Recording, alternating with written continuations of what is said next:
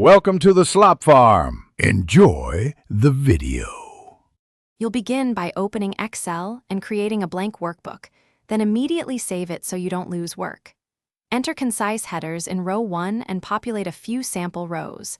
This gives structure and reveals formatting issues.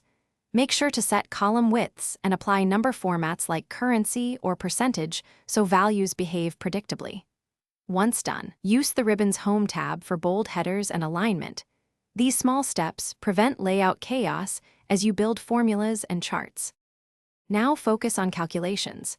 Type equals, then click cells to build formulas.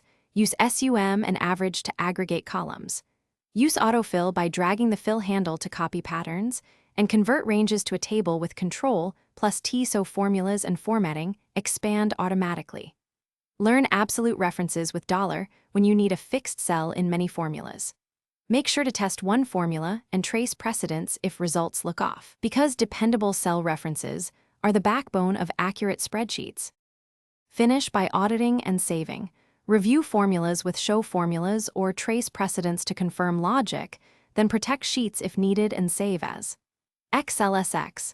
Export to PDF for static sharing. Create a simple chart to highlight trends and use sort or filter to validate that data behaves as expected. If something breaks, one key troubleshooting tip is to check cell formats and hidden characters.